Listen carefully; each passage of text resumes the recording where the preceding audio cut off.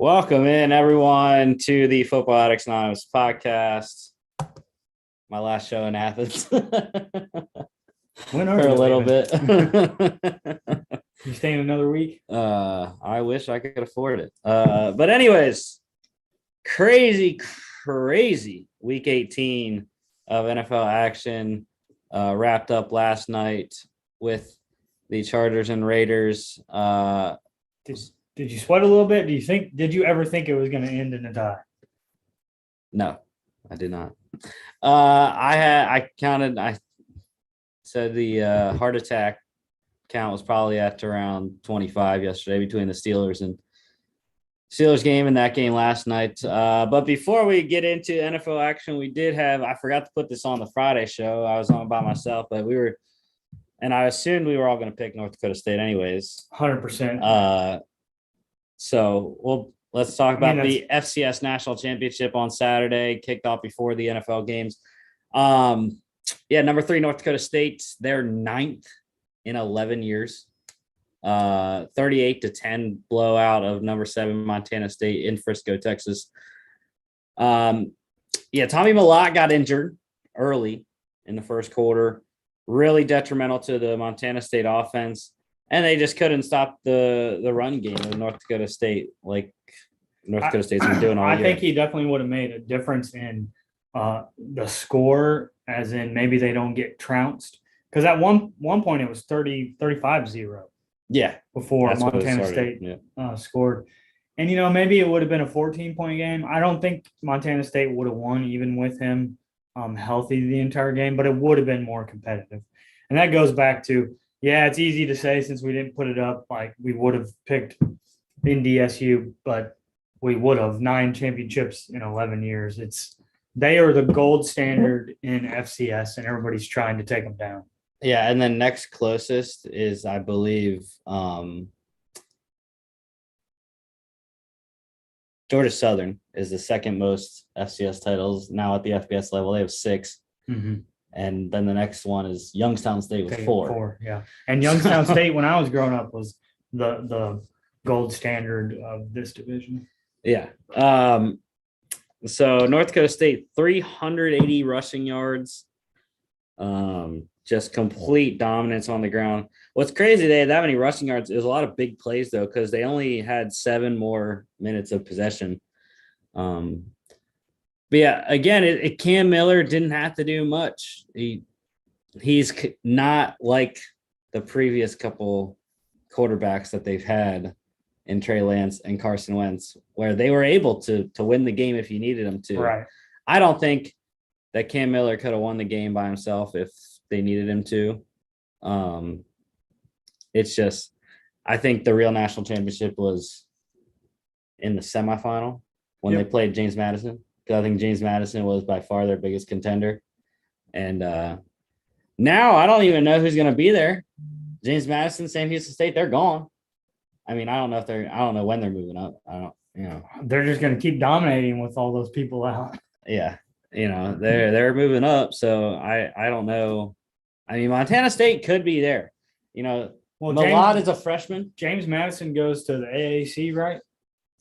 No, they're going to the Sun Belt. I think Sam Houston is going to Sun Belt as well. Okay. I don't know. I don't know what year it is. But there's too many realignment. We'll figure that out in 2023 when everyone actually moves. But anyways, I do think Montana State is set up to compete in the years to come. Like I said, Tommy Mellott is a freshman. This was their first year for this new head coach. So, making the national championship your first year, 12 wins, very solid job by him, and making Montana State relevant again in a competitive division as well. Talk about the Missouri Valley with North Dakota State. July 1st, 2023 is when Sun Belt's expanding. The Big Sky is not. It's no joke. Anything, Eastern Washington, Montana. Yeah.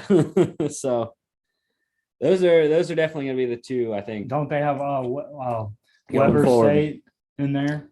Yeah, Weber State, Idaho State and Portside. I just know they're in it. Yeah. But Weber, Montana State, Eastern Washington, all solid teams. Yeah. As you can see here, like I said, Lupke was outstanding, 82 yards, 3 touchdowns. I was mad at Montana State, though, dude. I had under 42, and they scored in the freaking last, it was under 5 minutes to go. And I'm like, bro, North Dakota State's not scoring anymore. They're done. They're just going to run the ball and, punt. And Montana State throws this fucking dart, and Tucker Rovig throws a touchdown. I was like, dang, come on, man. So close. Quincy Patterson had a nice day on the ground as well. Backup quarterback, 11 carries, 98 yards. Kobe Johnson, 4 carries, 106 yards, touchdown, 1 reception, 4 yards as well. And then interception for Dawson Weber for North Dakota State. NDSU covered -7.5, over 41.5. All right, NFL action starting off Saturday. AFC West matchup, Chiefs, close one over the Broncos, 28-24. They needed a Melvin crime to win this game. Nick Bolton with the game-winning touchdown, 86 yards, fumble recovery to the house. Melvin Ingram blowing up Melvin Gordon as well. It reminded me, I don't know why I haven't heard anyone reference it. I don't know. I thought it kind of reminded me of the Jadeveon Clowney hit in 2013. Yeah, against Michigan. It was right there in the backfield, about timed it to where the handoff and hit happened. I like the spin move and then got out in the open field. Yeah, and it was funny. After the game, Patrick Mahomes said, I thought he was going down. I thought he was going to pull a Daniel Jones. But Nick Bolton, outstanding rookie second-round pick from Missouri, linebacker there for the Chiefs. He said he got to the 10 and then he was good. But anyways, yeah, Chiefs did their job to try to secure the number 1 seed. Ended up not happening with the Titans winning later on yesterday. But I'm not so sure about the Chiefs. They've had too many instances this season where it's like, what are they doing? Like, who are the Chiefs anyway? Like, I don't know. I don't feel as confident about the Chiefs as I know some other people do. And we'll have to see. We'll have to see wild card weekend, what happens, play the Steelers, which we'll talk about in a little bit. But, yeah, Melvin Gordon, other than that fumble, he had an outstanding game. 12 carries, 110 yards, touchdown, 1 catch for 6 yards. Chiefs couldn't run the ball at all on the Broncos defense. Derek Cord, the leading rusher there, 7 carries for 30 yards. Mecole Hardman had a 100-yard day, 8 catches, 103 yards. And then, defensively, Nick Bolton is the defensive player of the game, 6 tackles, four solos, 86-yard fumble return for a touchdown. And one last thing on this game, I thought Drew Lock played very well. No, he did. He did. He only had 50% completion, only 162 yards, but the 2 touchdown runs I thought were pretty good. And there were a lot of drops too. He had probably about 5 drops, I would say, on the day from his receivers. So weren't helping him out. And then obviously out of his control when Melvin Gordon fumbled the ball. So, even though people say he probably should have tackled Nick Bolton, he had a chance, but the quarterback against a linebacker. It wasn't that clear though. He didn't give up on it. He had a guy pushing him back like this, and when he turned around when he first could have had it, All right.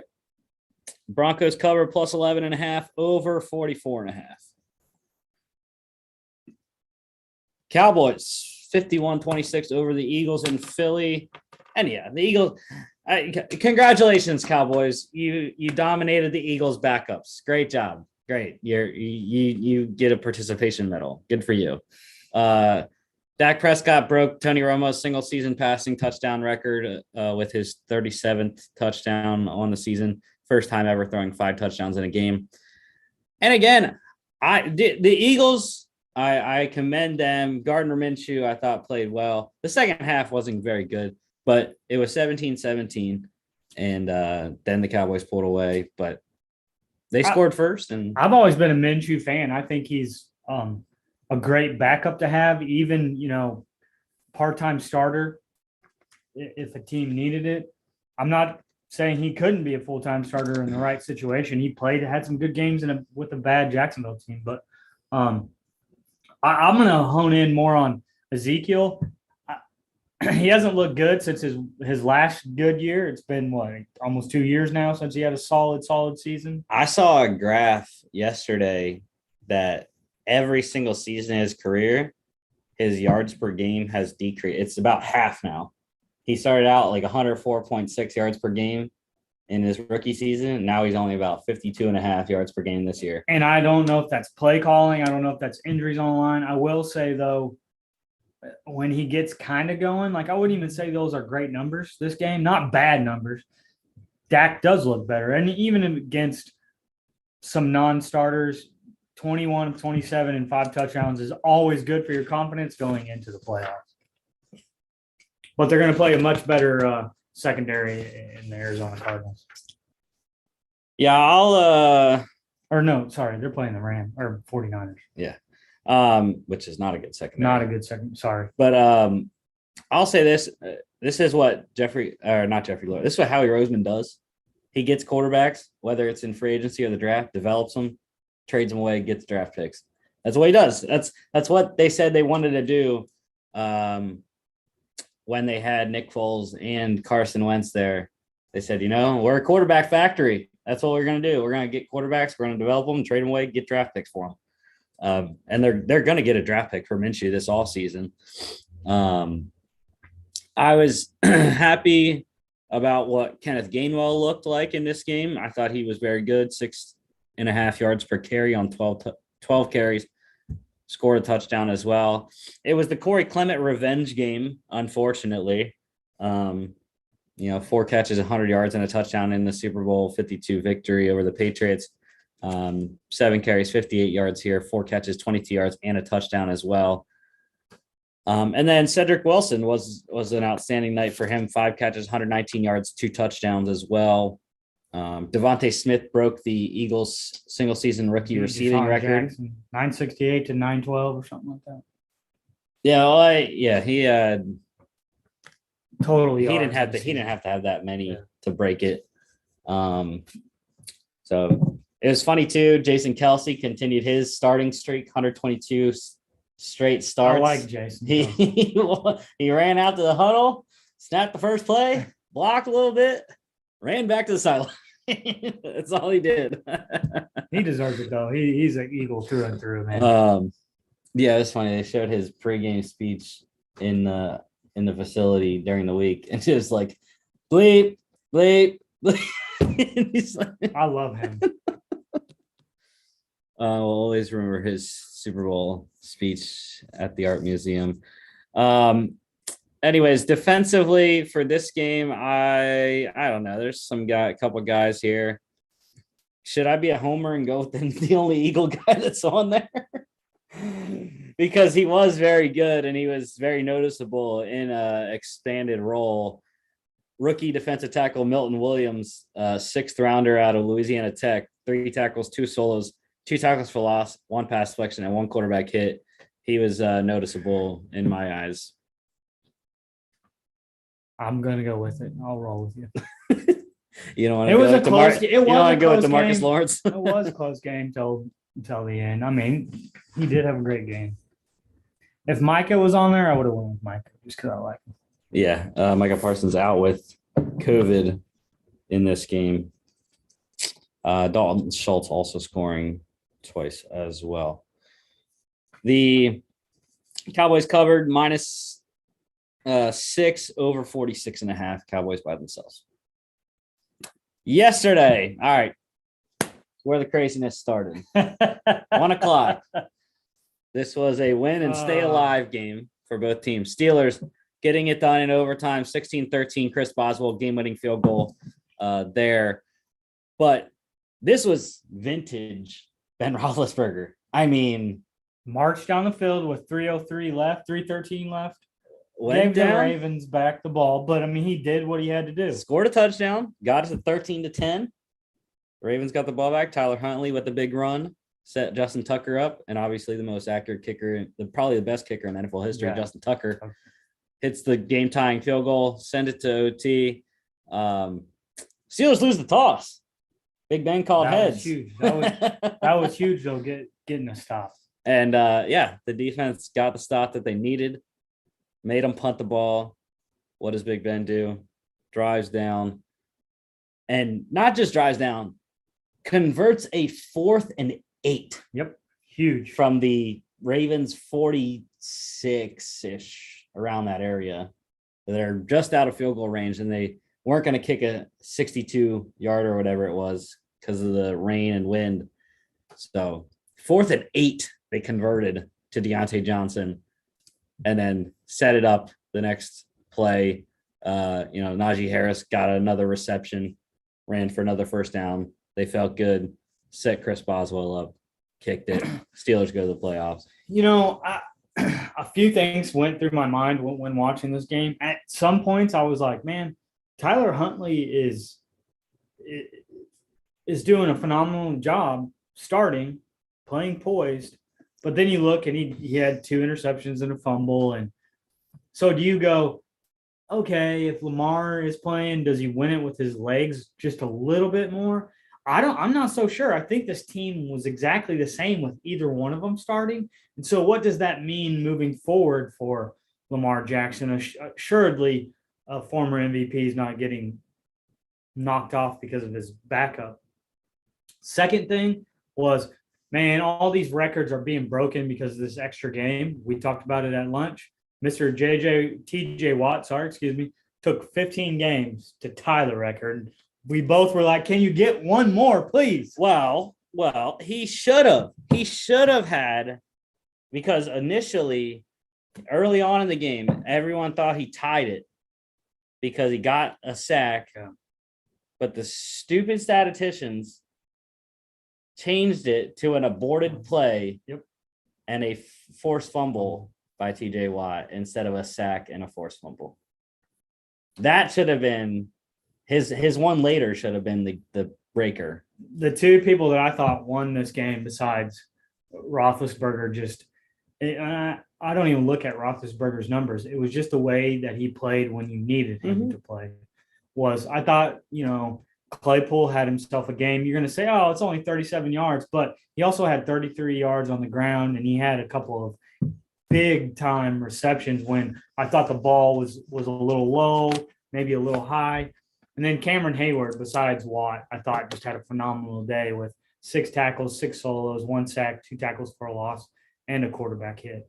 Yeah, he is the unquestioned leader of the Pittsburgh defense.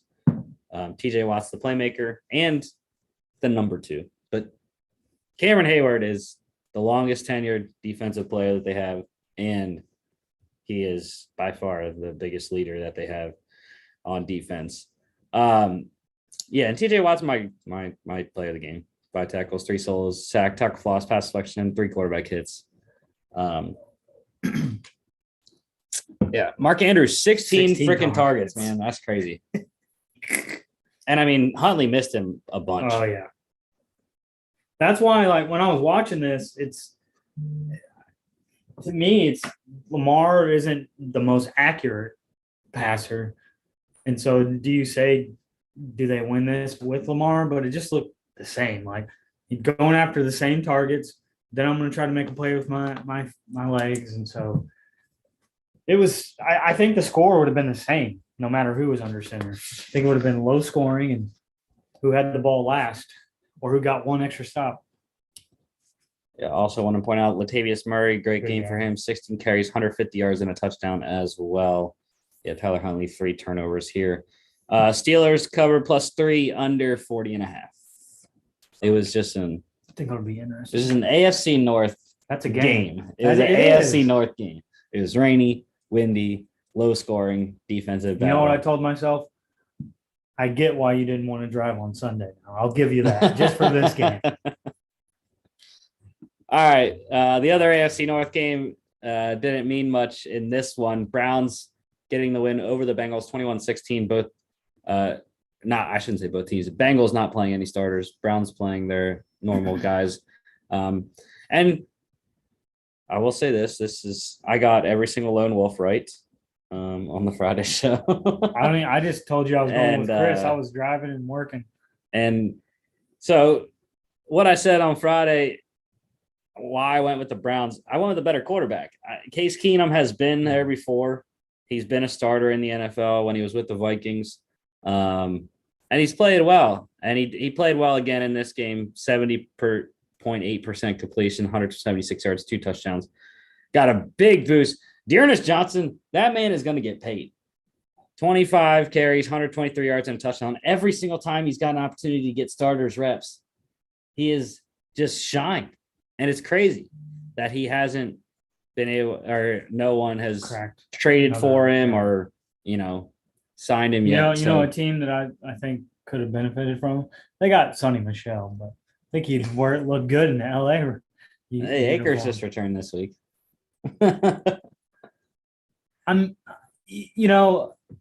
For me, the MVP of the NFL wasn't playing. So what are you going to expect from the Bengals, right? You're going to expect a game that's close with the Browns. I think the Browns had a little bit better starters, obviously, with the Bengals being out. Someone like Jadeveon Clowney and Myles Garrett makes a difference in a game. Yeah, the Browns defense was outstanding all day, pressuring Brendan Allen. And, I think that might be something that Mike Brown and co. want to look at as backup quarterback position. Brendan Allen's not the best one that they have in the NFL, but I was happy Chris Evans scored a touchdown. I had him in a DFS play, and Jamar Chase broke Chad Johnson's single season receiving yards record for the Bengals, over 1,500 plus yards there. Also, I'm happy. I don't know if you remember Clay Johnston. 11 tackles, 6 solos with the Panthers in the offseason. He was a star on Hard Knocks when he was with the Rams in his rookie year last season. Yep. Out of Missouri. No, Baylor.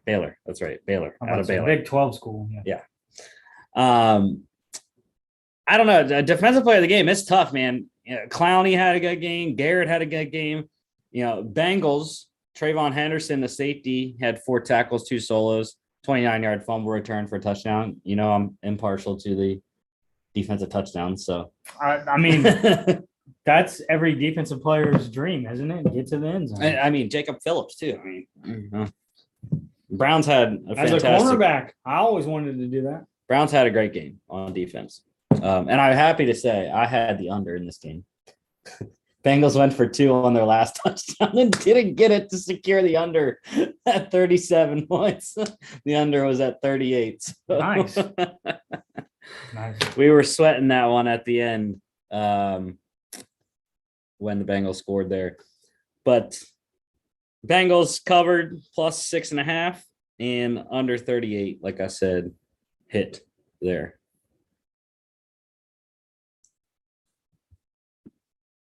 Lions getting their 3rd win of the season, 37-30 over the Packers. I freaking hate the Packers. I even teased the Packers. I didn't take them -3. I teased them at +3.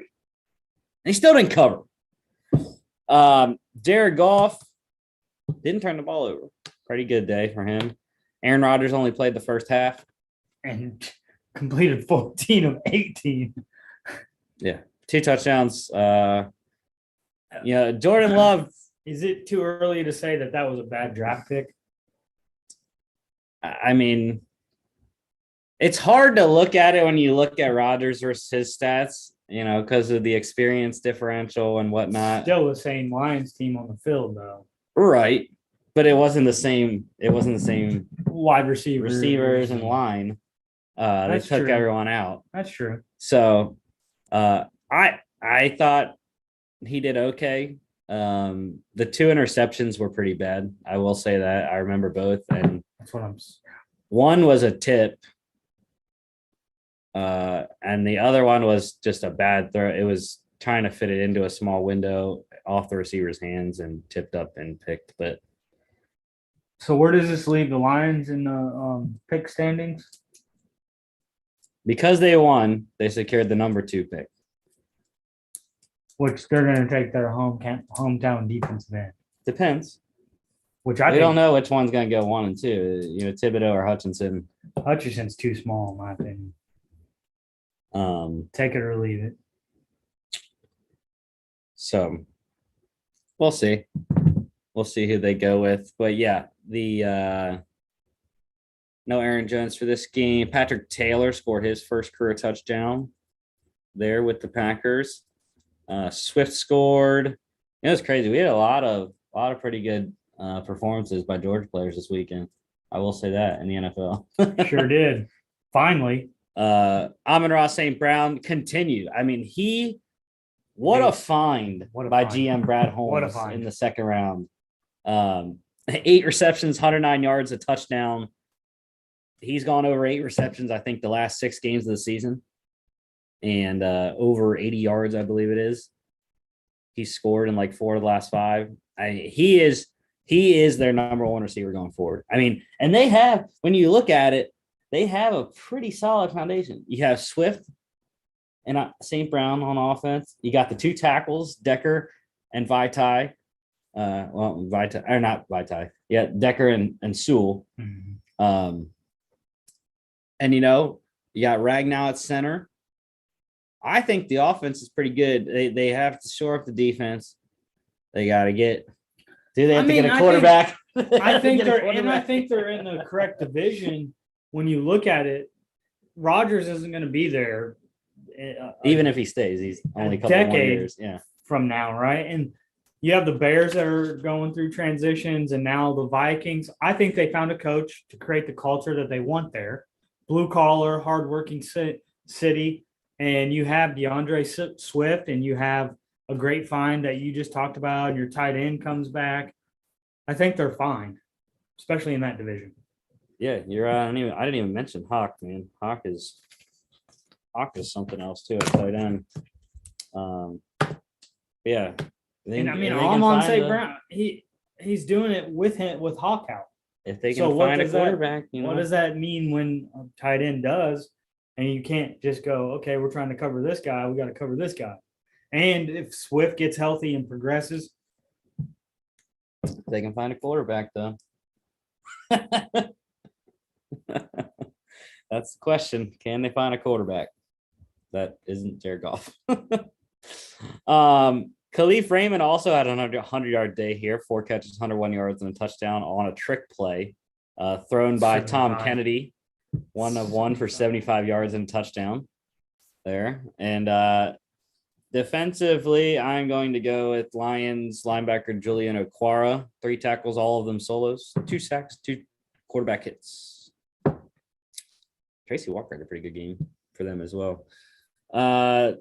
Lions cover +4 over 45. Dogs were barking early. 3 straight first 3 games on Sunday for us were underdog wins. Or not, underdog covers, I should say. Bengals didn't win. I don't know. You went with Chris.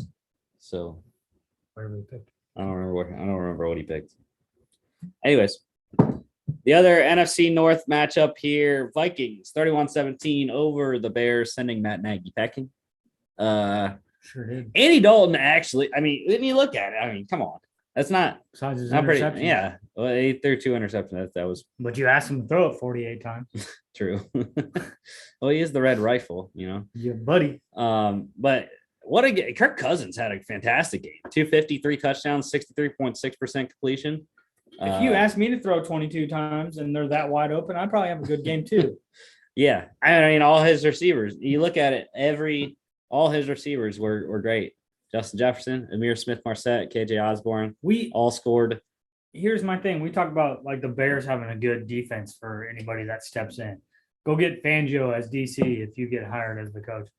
But I think this year the Bears lost some luster on the defensive side of the ball. Does that mean, is it because they didn't have any motivation? We knew they weren't going to be in the playoffs? Oh, their secondary is not. It's bad. That great. They do have some guys, Kyle Fuller and Eddie Jackson. Yeah. My thing is they haven't gotten any pressure on the quarterbacks this year. Other than Robert Quinn. Yeah. Robert Quinn's got And I don't 17 and a half sacks. I don't know if that's going to last next season. Yeah. I mean, he broke the Bears single season sack record this year. I would have loved him on the Rams if he was doing that when we let him go. Well, he didn't like St. Louis or LA. No, he played well. I was a Quinn fan when he played with us. But also, what's crazy is that he, Khalil Mack's been out majority of the season. That's a huge hit that opens up everything for the defense. But yeah, pretty good game by Dalvin Cook. Montgomery had a similar game there. And like I said, Jefferson 5 for 107, a touchdown. He's a beast, man. Amir Smith-Marset, his best game of his rookie season. I believe it's his rookie season. I don't think he's in his second year yet. 3 catches, 103 yards, and a touchdown from Iowa. And defensively, I mean, take your pick. I got to go with Anthony Barr. There's a lot, but 11 tackles, 6 solo, 2 sacks, 2 tackles for a loss, and quarterback hit. Though we do have, Patrick Peterson with a touchdown. I can't go with Anthony Barr because I watched him give up a touchdown on a wheel route to Damian Williams. So I will go with Patrick Peterson. 7 tackles, 6 solos. You love your touchdown. Pass deflection and a 66-yard pick 66 is a long pick six. It literally was like a punt return. He literally caught it like this. Yeah. And then weaved through everyone. I will shout out though, also Michigan State, Kenny Willekes had a fantastic game.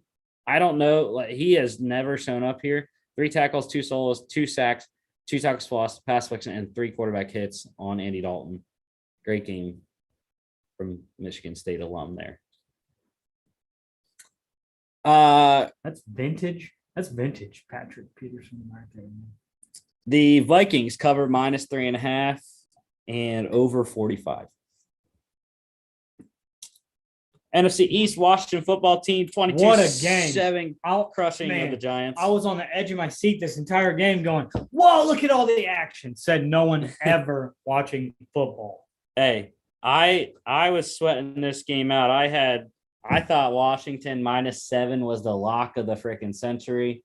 And they made it close because it was 13-7 or something like that at one point. And I was like, bro, what are you doing? It's the freaking Giants. How are you not winning by 30 at this point? All I know is, can we talk? Maybe we need to talk about this in the news, but the Giants are a laughing stock right now. the QE sneak, did you see that formation at the 5-yard line? I mean, we're talking about Saquon Barkley having a great rookie season and thinking, oh man, this is someone to build around. And you can't run plays right. They had a third and long at their own 7-yard line. And this is what happened. I don't know if you'll even be able to see it well in this picture. I guess that's good, right? Yeah. Mm-hmm. We can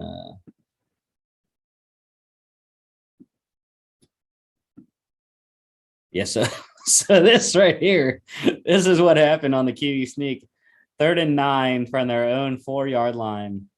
And with Jake Fromm at quarterback, they decided to put 7 on the line. Look at that. It looks and a wishbone formation in the backfield and just pushed him forward for 2 yards. To give their punter some room, really. Yeah. That's about it. You couldn't do a run. You can't do a dive. You couldn't do a fullback dive. Yeah. I mean, they had Elijah Penny in there. Could have done that. But yeah, I think a big thing is I don't think I was saying after last season that Taylor Heineke I thought could be the guy. And after that playoff game, a lot of people I think were thinking that. Well, and I thought he played relatively well throughout the season too, but when this is your lasting, performance and going into the offseason, it's not a confidence boosting performance. 50% completion, 120 yards, and no touchdowns, no picks either. But yeah, I think Jake Fromm's got quite a bit to learn and develop. He's a great third string quarterback. But he did not have a good go of it with the Giants in his couple starts and couple games that he played. So 3 turnovers in this one, 2 picks and a fumble. I was surprised though, man. He ran 5 times for 53 yards. Jake Fromm showed the wheels in this game for sure. Maybe they should have done that at Georgia. I don't know. But Antonio Gibson, by far the best performance of the day, 21 carries, 146 yards, and a touchdown, 7 yards per carry. There also 1 reception for 5 yards. Terry McLaurin had a great game as well, 4 catches for 93 yards. And then, like I said, dude, the Georgia players were showing up all over the league yesterday. Tate Crowder for the Giants, 12 tackles, 4 solos, 1 tackle for loss. You had Lorenzo Carter with 10 tackles, 6 solos, a sack, tackle for loss, pass deflection, and a quarterback hit.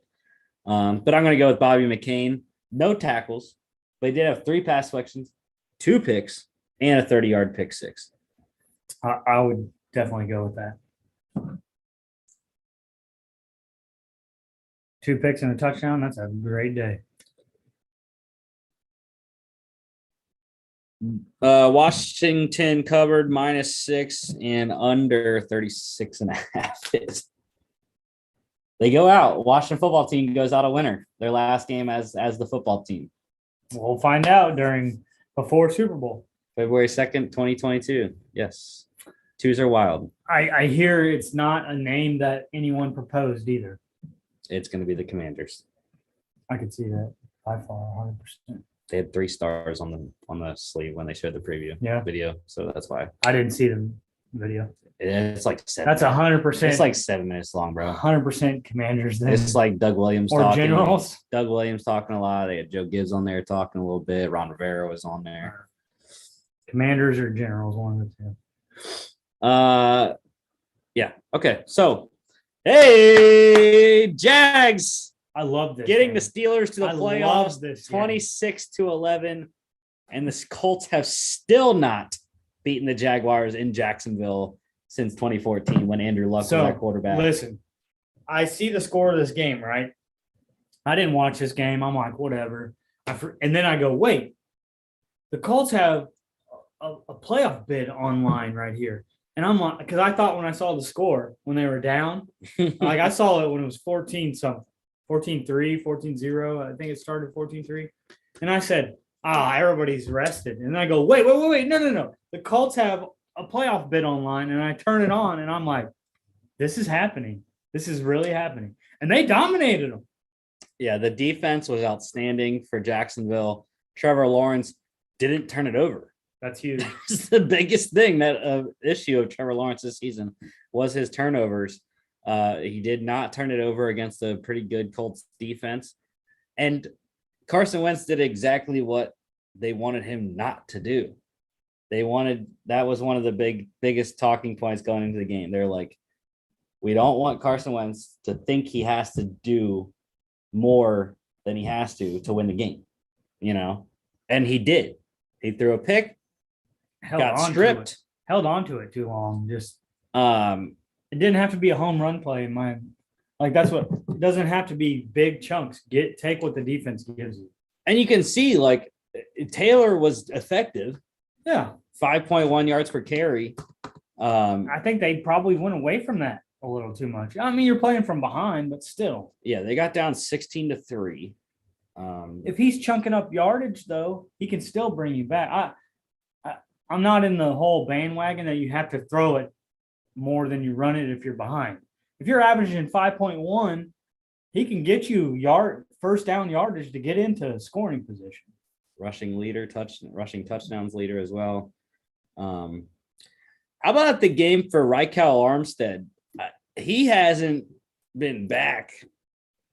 I don't even know when he came back for the Jags. I didn't even know he was still on the Jags.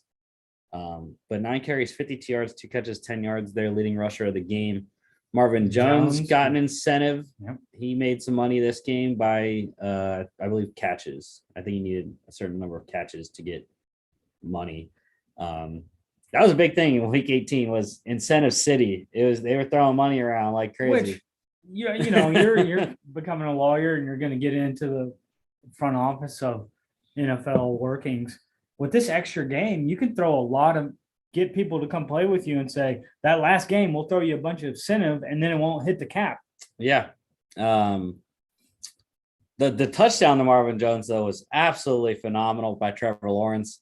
I mean, hard, fast snap. He like hit his face mask, jumped up in the air, sprints out to the right, just lofts it up, and Marvin Jones goes up and gets it, gets 2 feet down. Isn't it funny that Marvin Jones looks like a different player after coaching change, though? I don't know. He's been the leading receiver all year for them, but he just looks like he's playing a little bit more. And I will say, I think Laquan Treadwell has finally found himself a home. Mm-hmm. Absolute bust in Minnesota. Yeah. Bounced around a little bit, and now I think he's finally found his place in Jacksonville. 3 catches, 24 yards, another touchdown there as well. We'll have to see if they want to upgrade the receiver position. They also have DJ Chark coming back next season out off injury. So before we move on, just a funny tidbit. I heard something about fans doing something to protest Shad Khan being the ownership, and then I asked myself, do they even have enough fans down there to even notice it? I heard there was a lot of people that were going to the game in clown costumes. I don't know if that's true or not. I didn't see any shots of the crowd. I didn't either. But I thought that was kind of funny before we moved on. Clown, funny, whatever. Yeah, and also this was another lone wolf by myself, so just saying. Defensively, what a game for Josh Allen as well. He's been a monster all year. 4 tackles, 3 solos, 2 sacks, 2 tackles lost, and 2 quarterback hits. Check the pick standings. We'll have to see on Friday when I get 5 games on all y'all.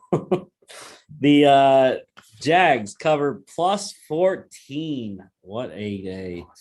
Under 43.5 though. Who was your dog? Was it one of these games? Steelers, I believe. Titans holding on against the Texans, 28-25. Dude, Davis Mills. Davis Mills is the future quarterback of the Houston Texans. He has played outstanding this year. Come on. He has played well beyond his third round status. And the future quarterback is different. I give you that. I thought coming out of Stanford he was going to be decent. He has played. But I don't know that he's the cornerstone. He has very much outplayed his third round status coming out this year. 301 yards, 3 touchdowns. He was the only reason that they were still in this game. But I'm not a big fan of Titans, and neither are you. They got down 24-0, I believe it was. And he brought them back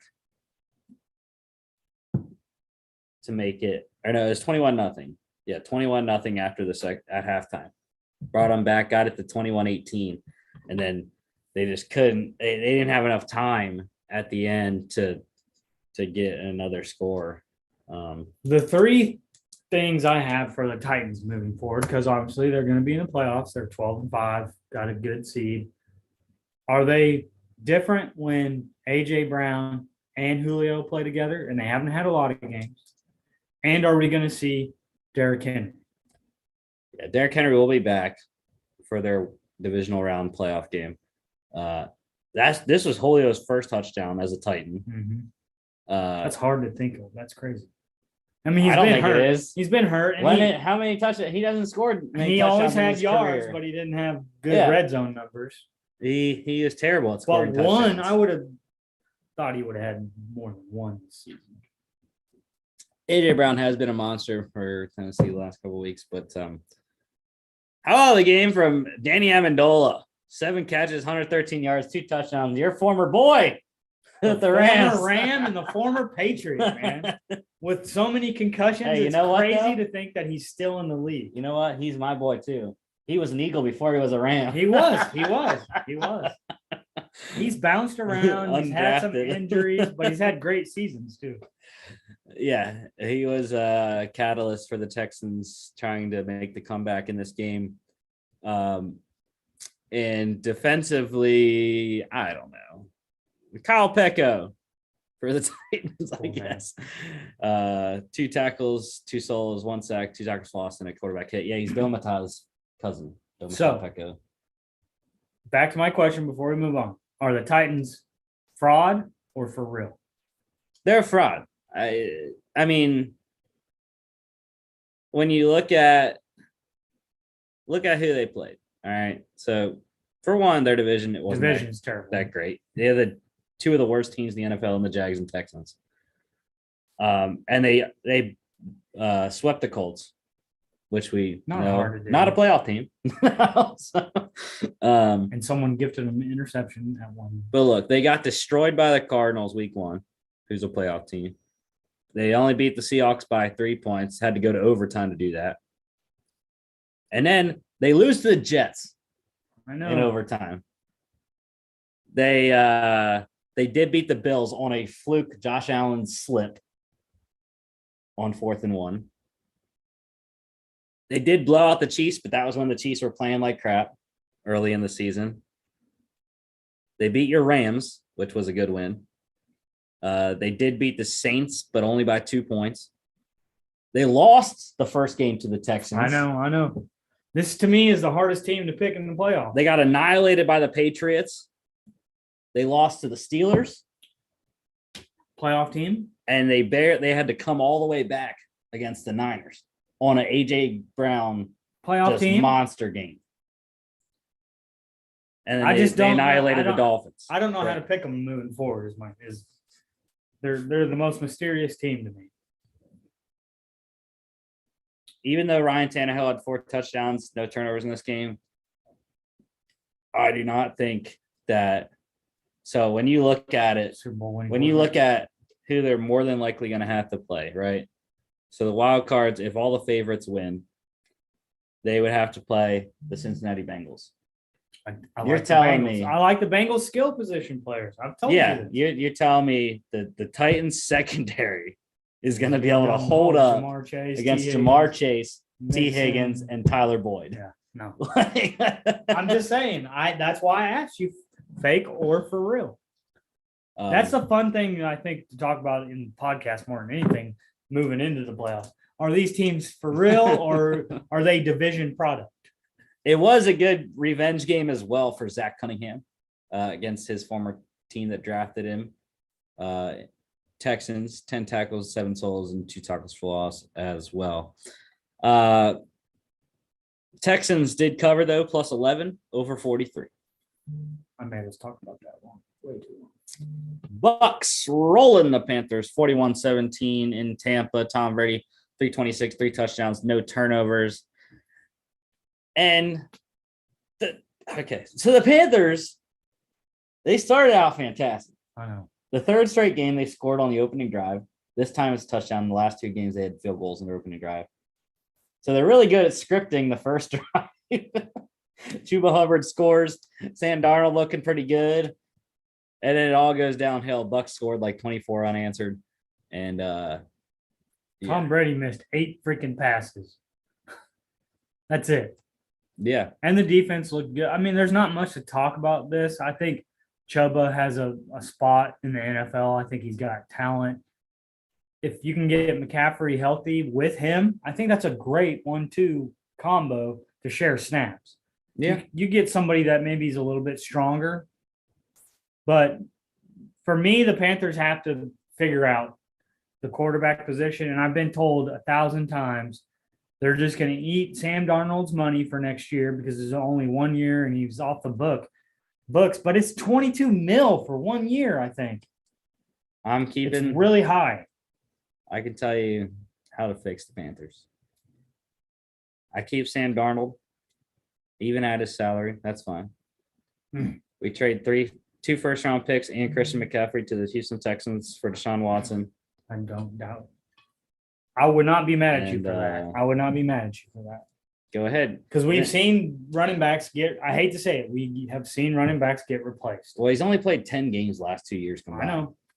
And that's despite his all-world percent of yards for the team when he is playing, They haven't made the playoffs when he's great. it's not enough to not go get your guy that could possibly be your franchise guy for the next 10 years. So I'm going and getting Deshaun Watson if I'm the Carolina Panthers. I think Dave Tepper would do something like that. You do have to get a better offensive line, though, too. Yeah, and that's what you can use, your other draft picks on. And if you can swindle the Texans somehow, you make the 2 first-round picks, 2023 and 2024, and say McCaffrey is your first-round pick this year. Sure. 100%. So you still have your first-round pick this year? Who else would do that for them? I don't think any other team would give them that deal. Yeah. You go get your quarterback in one of those drafts and you have a great running back. Yeah. So that's what I would do anyways for the Panthers. And like you've been saying all along, the division's up for grabs the next 3 years, depending on how long Brady plays. If you can get Kenny Pickett, I'm not so sure you don't pull the trigger on Kenny Pickett. Yeah, whether it's Deshaun, whether it's another quarterback, probably going to go a different direction this year. Cam Newton's gone. Obviously, he's free agent this year. DJ Moore, Robbie Anderson, both are good receivers. They have the receivers. They have the skill position players. Just need some offensive line help and some quarterback help. And the defense. The defense is going to be outstanding. They have a lot of good players there. Brian Burns, Shaq Thompson, Hassan Reddick. Their secondary. They have freaking Stephon Gilmore, CJ Henderson. So, Le'Veon scored a touchdown, oddly enough, for the Bucs in this game. Like, what the heck was that? I know why you put him on here, but that's the only thing I could think of is, he got a touchdown. Gronk disappointed me. He made his money. 7 receptions, 137 yards. Didn't score a touchdown, which would have cashed my anytime touchdown parlay of Cooper Kupp, Stephon Diggs, and isn't it crazy? 137 yards, and you don't find the almighty. Well, because freaking Mike Evans vultured them all. Come on, he scored twice. Mike Evans is a beast. He's a great red zone target. Well, and it was annoying because every time they would get it to Gronk, and he would get them down to like the 6-yard line, and then they would throw to someone else or run the ball. It's like, come on, bro. What's funny about Mike Evans is when I was back in the day when he was at A&M, I told somebody he's making Money Manziel who Money Manziel is. And they said, what? That kid's a great quarterback. I said, watch, Mike Evans will have a great career in the NFL. You were wrong. Defensively, there wasn't a lot of stats. I'm going to go with Anthony Ellison for the Bucs. 5 tackles, 3 solos, sack, 2 tackles lost, and a QB hit. Bucs cover -11 over 43, almost by themselves. I will say though, Darnold's touchdown to Robbie Anderson was money. We're not going to spend any time. There's things that I like about Darnold, and then there's the obvious turnovers. Saints did their job to get into the playoffs. Just wasn't enough. Niners, your boys couldn't help the Saints out and beat the 49ers, which we'll talk about. But Saints 30-20 over the Falcons in Atlanta. Taysom Hill gets injured. Trevor Siemian comes in, not yards at all. He didn't throw for many yards, but he did score 2 touchdowns. And Alvin Kamara had his best game of the season. That's the only person. That's the only person I was going to talk about because that's the Alvin Kamara I know. Yeah, that makes since he got in the league, that is the guy that can change games for you.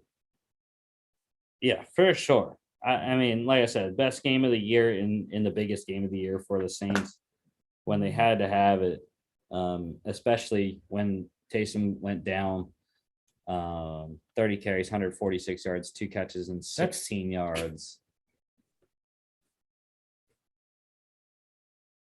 Mike Davis put the ball on the ground twice, helping the Saints cause there.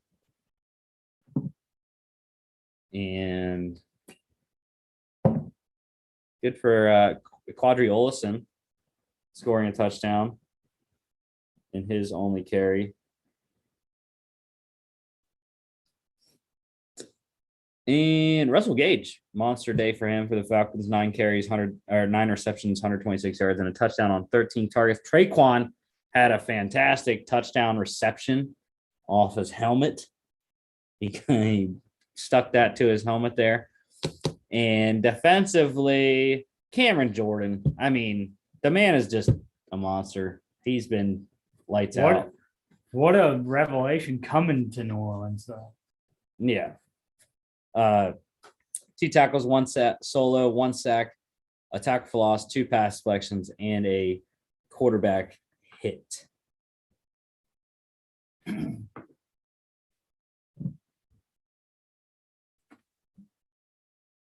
Saints covered -4.5 over 40. Bills got it done, I guess, if that's what you want to call it. 27-10 over the Jets. This game was 13-10 for quite a while in the middle of the game. And I was like, what are the Bills doing? They're at home. Well, all right. So they're timeout on that front. There's 2 things that I want to say about the way trajectory of this game. One, the Jets have been doing this to people. I mean, the Tampa Bay Buccaneers had to have a game-winning drive. They beat the Titans. So to me, what I kept thinking to myself is, oh my gosh, they're about to pin one on another solid team. Secondly, how many times have we looked at the Bills this year? I mean, 11-6, people would love that record, but a lot of them have them as a Super Bowl pick, which once you get in, you can still be a Super Bowl pick, but they've never flashed that dominance besides one game that I can think of when we're like, this is the Bills that everybody thought. And then the third thing, I'm going to go back and piggyback off what you've been saying. Devin Singletary had himself a day and probably was the difference in the game. Yeah, they've finally found their running game the last 4 weeks, and it's been Singletary. Allen did have 63 yards on the ground, but he hasn't been running it as much as of late. He has been dinged up. He's been playing hurt a little bit.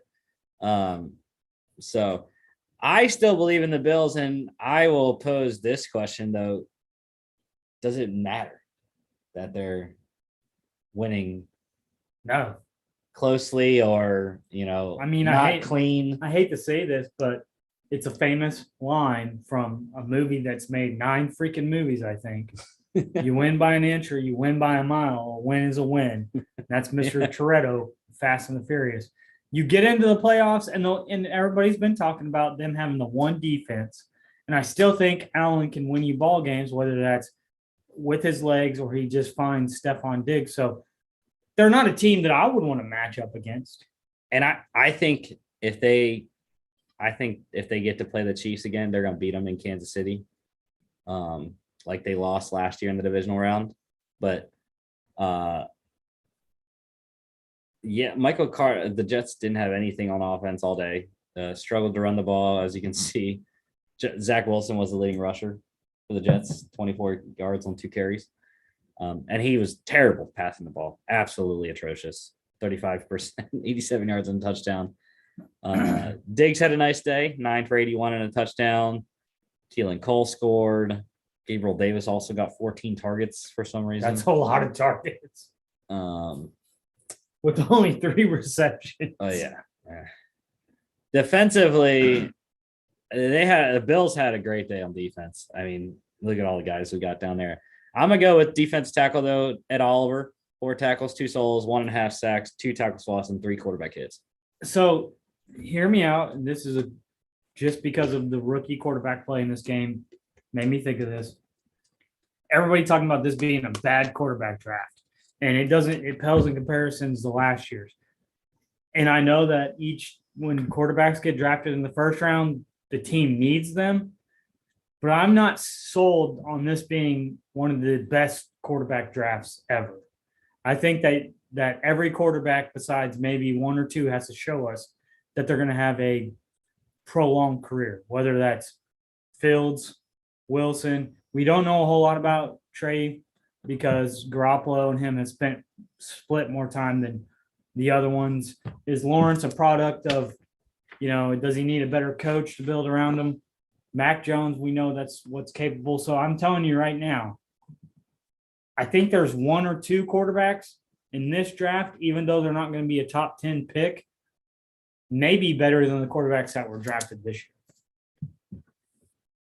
But I'm not Mel Kiper. So disagree, agree, all you want. There'll be less pressure on the ones drafted this year, I'll tell you that, which might make them better quarterback. Oh, yeah, for sure. Bills did cover. They ended up covering minus 16 and under 43. My Rams. Niners over the Rams 27-24 in LA in overtime.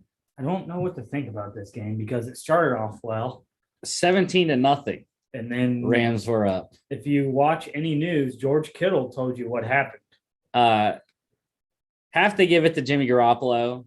He was outstanding coming back with a torn UCL in his throwing hand. Did throw 2 picks, but did enough to supplement the running game with Elijah Mitchell and get the win. If you didn't hear George Kittle's post game, he said, "Yeah, we were all but done for it." And then the Rams started talking about this is a lopsided victory, and he went to the sideline and started telling his teammates it's not over till the last whistle, and they followed his lead and came back and won this. I think for me, some of it is the running game's atrocious for the Rams. Well, that's the thing. It hadn't been, Sony Michel had been very, very good for them the last 3 weeks. And they just couldn't get enough against a stout Niners defense. I mean, it's the Niners defense has been great. And what has held them in the playoff hunt pretty much for some of these games. For me, moving forward, it can't be one-dimensional for the Rams. And I say that because as much as I love my mini-me, Sean McVay, you look back at, the Super Bowl and you lose 13-3. You hold the Patriots in that Super Bowl to 13 points, you should expect to win. You can't have Matthew Stafford only finding Cooper Kupp and your running back not producing any yards on the ground. And so if the Cardinals can say, hey, we'll live with Kupp and Stafford connection, and that's it, I think it's going to be a very long Monday night football game for the Rams. Yeah, I was very disappointed in the Rams in this game.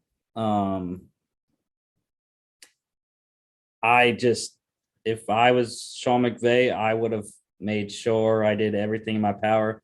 I don't think it necessarily mattered to the Rams whether they won or lost this game.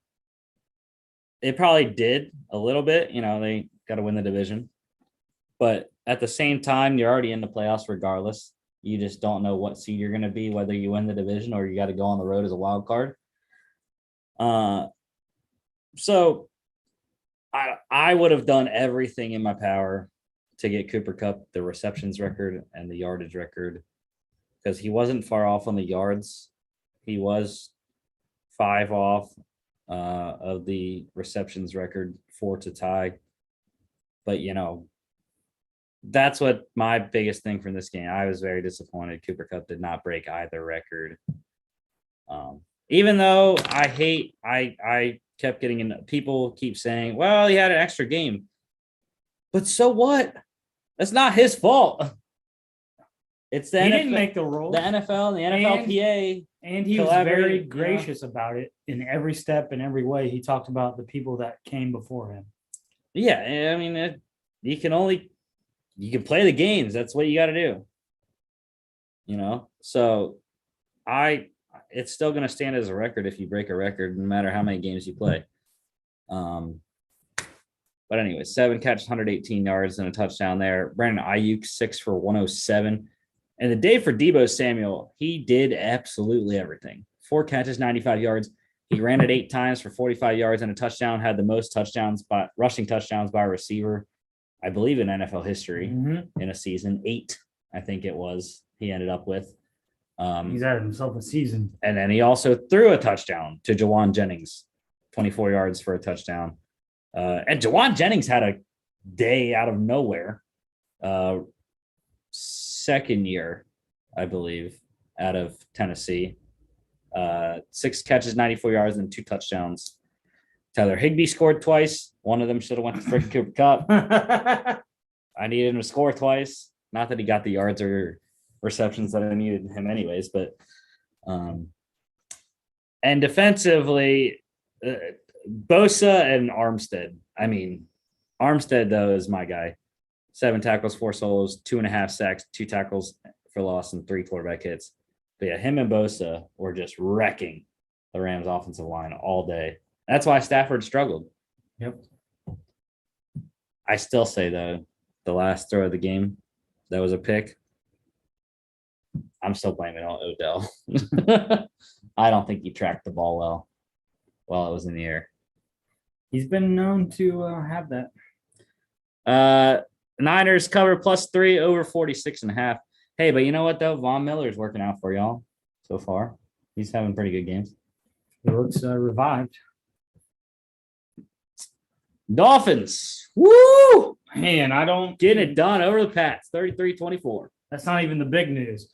Let's get through this game and talk about the big news that happened. Yeah, Mac Jones looked like crap. 2 turnovers in this game. I mean, I can say 2 didn't look much better. But he didn't have to, because Duke Johnson, at the ripe old age of 28 years old, has found a resurgence, and he is apparently an every down back and can carry the load 20 times a game. I mean, he showed flashes in Cleveland when he had to carry the ball, but it was always, man, he's a really good catching back. But he just looks like an all-around good back now. Dude, when he came to Miami, and it's like, bro, Duke Johnson put like 20 pounds of muscle on, he's going to run the rock 20 times a game. That's crazy. He's had 100-yard games a couple times now. But yeah, 25 carries, 117-yard touchdown, 1 reception for 5 yards there.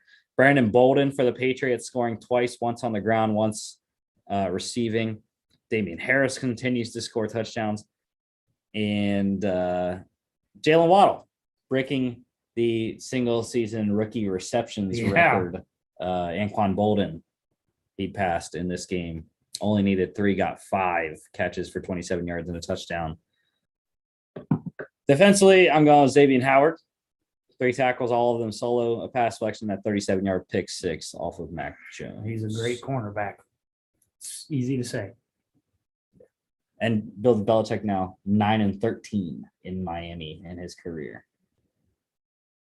Dolphins have beaten. Won't have to coach against Flores anymore.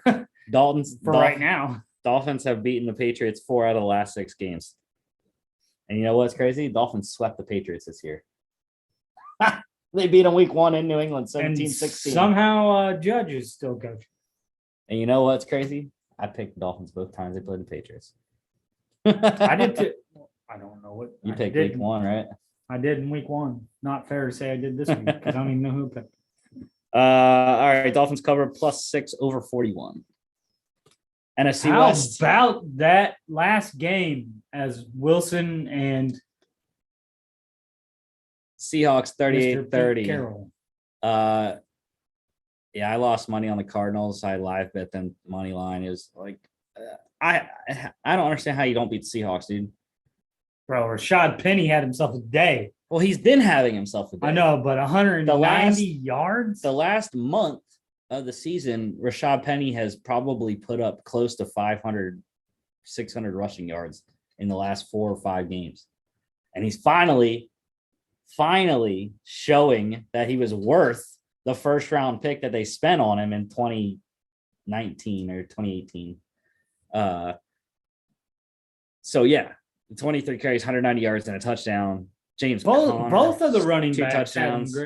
I mean, 6 reception for 41 and a touchdown is big. James Conner had 2 more touchdowns in this game. He's been a great signing for them from Pittsburgh. Lockett had a breakout game, 5 catches, 98 yards, 2 touchdowns.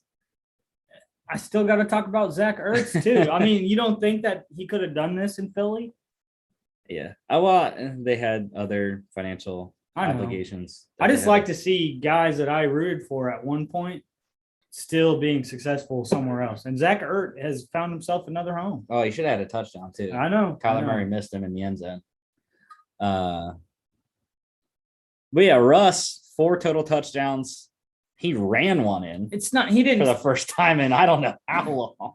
It's still not great numbers, 15 of 26 with an interception, but he got the win in what might be.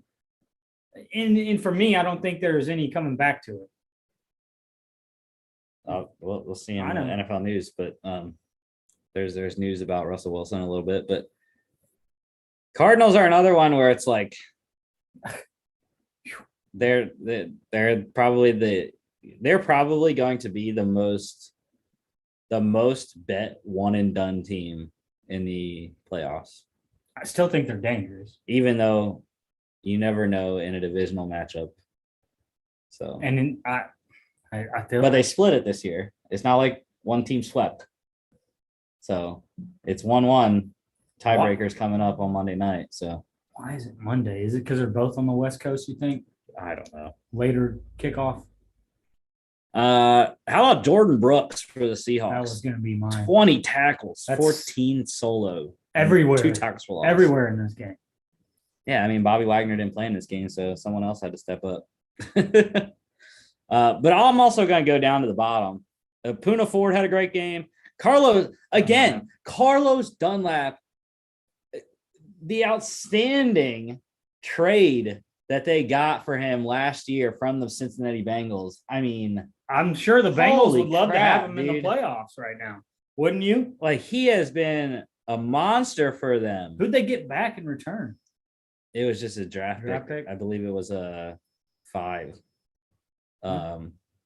3 solos, 3 tackles, 3 solos, 2 sacks, 2 tackles lost, pass deflection, and 3 quarterback hits.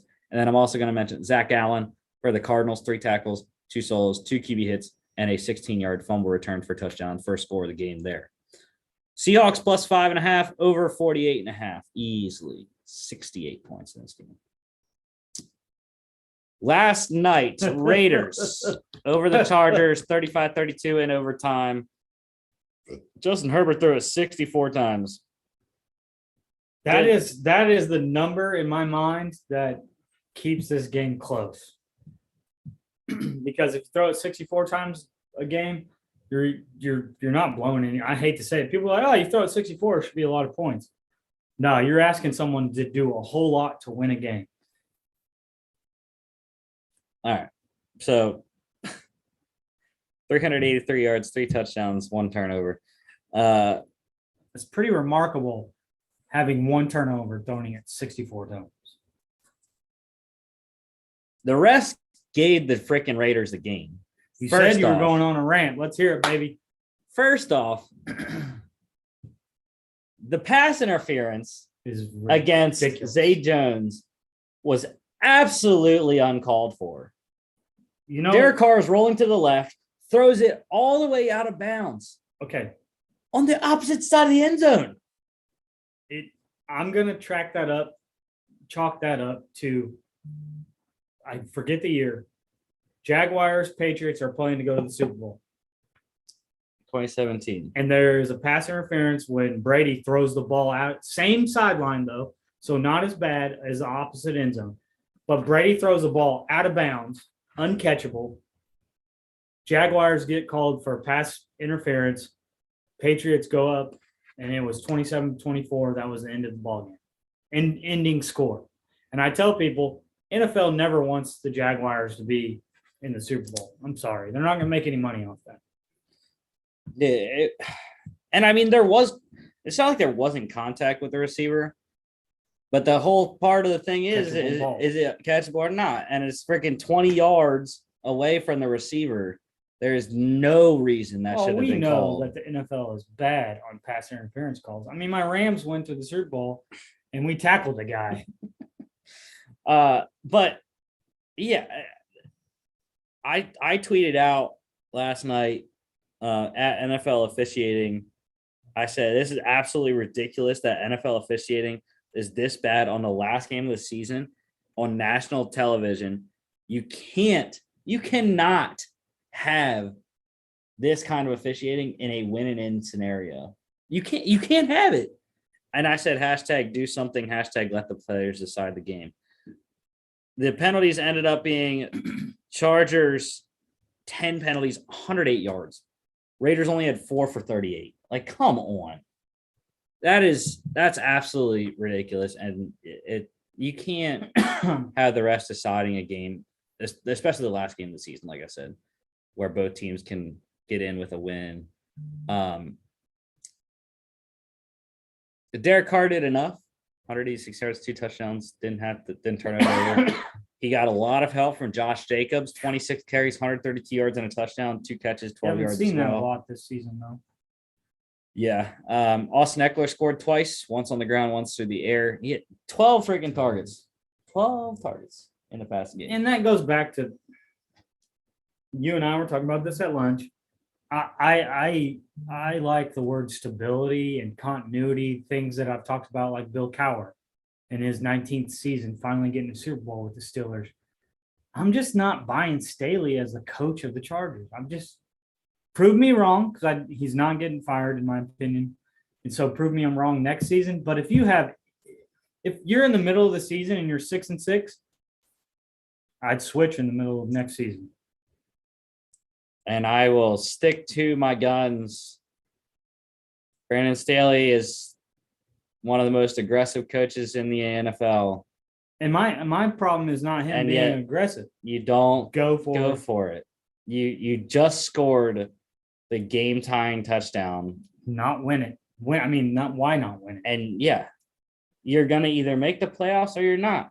And I still didn't. And I would totally be fine losing. Yeah. 30. I would go to the podium and look at people, the reporters in the face, and 29-28. I believed in my team 32 and what we can do. And we all decided to win it or go home. Yeah. 32-30, 31. I'm fine, perfectly fine losing and not going to the playoffs if you go for 2. I'm going back. Wasn't it 3 weeks ago or 2 weeks ago when they played Broncos? Or no, the Chiefs. And they had 4 fourth downs and they only got 1 of them. Yeah. They got 6. They converted on 4th down 6 of 7. And you didn't go for a 2-point conversion. 6 of 7. I would have went right there and said, bye, Raiders. Go back to Las Vegas. Yeah. Mike Williams, 9 catches, 119 yards and a touchdown, 17 targets for him. Renfro scored twice. Not much of a factor. The Chargers defense, I thought, was outstanding. They were holding the Raiders to field goals most of the night, and they pretty much eliminated Renfro and Waller all night. So hear me out. I don't even know who the OC is with the San Diego. And I thought they have I think they have a great DC. Staley is more of a DC guy, or am I wrong? I believe he calls the defensive plays, yeah. So go get a different OC then. Because the only thing that I'm talking about him being a coaching change is I don't think what they're doing is fitting Herbert, Mike Williams. I think they could solidify. I mean, Eckler's not a bad back. Do you need another back? Maybe. But what you're doing on offense, to me, is not aligning with the talent that you have. At least in a quarterback that I think is going to be around for age 18 years, the way the NFL doesn't let you hit them. Yeah, I'm not sure who the offensive coordinator was since Steichen left for the Eagles this past all season. So before I get to the Raiders, the actual defensive player of the game, I'll say for the Chargers, the only guy up there, or this one of 2 guys up there, Uchenna Nwosu had himself a night for the Chargers. 7 tackles, 6 solos, 1 sack, 4 tackles for loss, pass deflection, and a quarterback hit. When Joey Bosa was pretty much a non-factor all night, Uchenna Nwosu was reaping the rewards on the opposite side. But we really know the real defensive player of the game was Max Crosby. I mean, he blew up. Granted, he was going against the weaker side of the Chargers' defensive line. But that goes back to the OC. What schemes? Well, it was ridiculous. They weren't chipping him almost for 3 quarters. They didn't chip him at all with Jared Cook or Eckler or whoever. And he's 6 tackles, all of them solos, 2 sacks, 3 tackles for loss, 3 pass, 4 quarterback hits on Justin That's Herbert. a huge. He wins that ball game for him. He really does. Yeah. Instead of completing 42 of 64, he completes 34 passes of 64, and that's a ball game. Yeah, I completely agree, man. Max Crosby was outstanding. Raiders +3 over 49.5, and the non-tie gets the Pittsburgh Steelers into I never playoffs. sweated that there was going to be a tie, but the fact that it took the entire overtime still made me just go, that's the NFL for you. And again, we would not have even been talking about this timeout BS if you go for 2 at the end of regulation. I would have took the heat. For me, I don't mind standing on the podium and going, we wanted to be in the playoffs. We're not playing with overtime. We went for it. And he would have been a hero if they made it. Would he have been a villain? Sure. Everybody from around the horn and 1st and 10 and PTI would have been talking about it, but everybody would have said, I like the call. Because if you believe in your players, why not go for it? Yeah, and I can't believe that. Is it better for somebody? I don't know if it's Justin Herbert only being in his 2nd season, if that's why, he didn't pipe up and say, no, we're going for it. Did it have something to do with the Chiefs game the last few? I don't. But here's my thing. I would have rather someone from a coaching standpoint, hear me out, disagree if you want or anybody listening. I would have rathered someone talk to me about me the next month about going for it on a 2-point conversion, or we're going to talk about a freaking timeout. And that's what they're going to talk about. I just think, if you look at it and think about other quarterbacks, if you're thinking about it and if you have, Tom Brady, Aaron Rodgers, Ben Roethlisberger, I've seen Big Ben do it many, many times. Big Ben's like, we're leaving. He says, everybody. no. Yeah. Get off the field. He looks over the sideline and Tomlin well, it goes back to Harbaugh the Monday night with the Raiders, actually. Weren't they playing the Raiders? You're talking about when they won it, when they went for it on 4th down and got it? No, because the Raiders beat the Ravens. The Raiders beat the Ravens, yeah. It was someone a week after that, and Harbaugh asked his quarterback, and Lamar goes, yeah, we're going for it. Yeah. But even if he's in his 2nd year and he's that talented, that's that coach-player relationship. Just mic in and be like, what do you think? And I guarantee you Herbert, as a leader, I wouldn't expect him to go, let's play it out in overtime, because you don't know if the kick is going to be good. Give me the ball. Give me the ball. And also with Herbert, it opens your playbook with, as athletic as he is, being able to run the ball as well. You can open it up a little bit more. So it is what it is. You can dissect it all you want, but they lost either way. Yeah. Raiders in the playoffs. Chargers are sitting on the couch. Yeah. +3 over 49.5. All right. NFL news here. Starting off on a somber note, sending condolences to the Maynard family. Super Bowl III champion wide receiver Don Maynard has passed away. That's all I have. I don't know his age, but he's. Yeah, I didn't see the age on there. Obviously, Super Bowl III quite a bit ago. 50 now coming up this Super Bowl, it'd be 53 Super Bowls ago. So that was quite a long time ago. But yeah, condolences to the Maynard family there, and one of the greatest Jets ever. All right, let's get to Black Monday here. We got Black Monday on a national championship Monday. How weird is that? But anyways, starting off head coaches. A couple of these have GMs firing is attached to it, but we'll get that into those a little bit later. Broncos, they have fired head coach Vic Fangio. That came out yesterday, actually.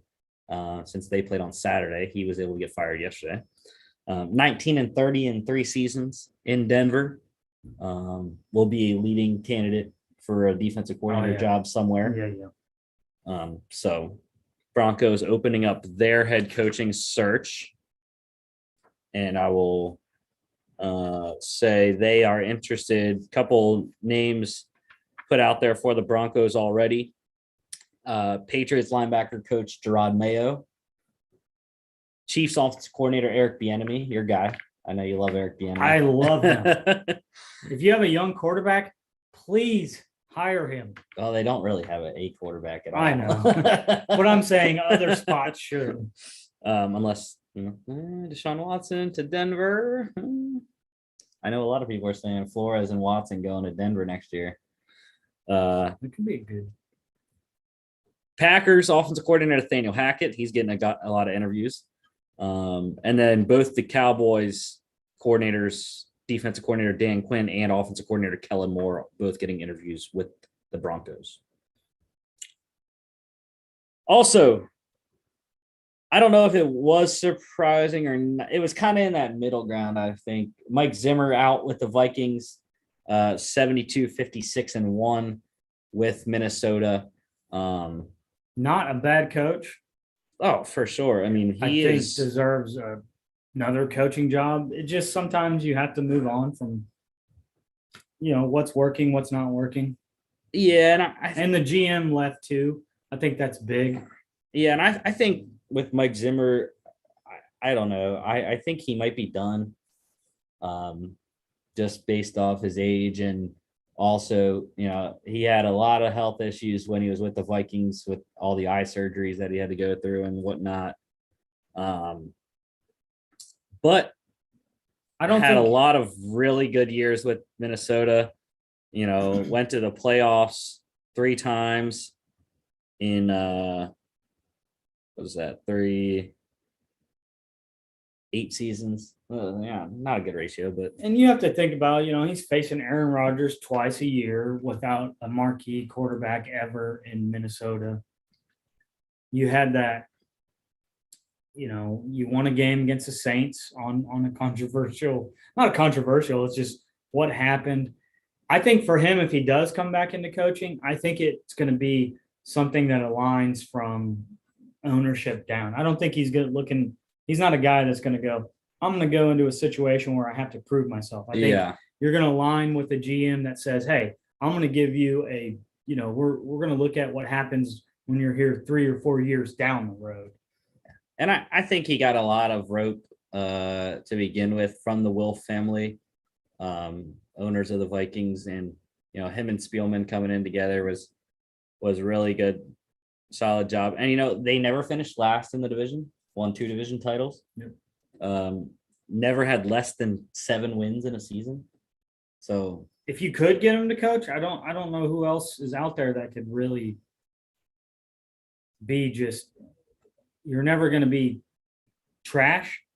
You're going to be mediocre. Yeah. In my opinion, you're going to be pretty mediocre depending on your roster, and he's going to help build that to a winner. Yeah, and 2-3 in the playoffs. Famously getting blown out by Philadelphia Eagles.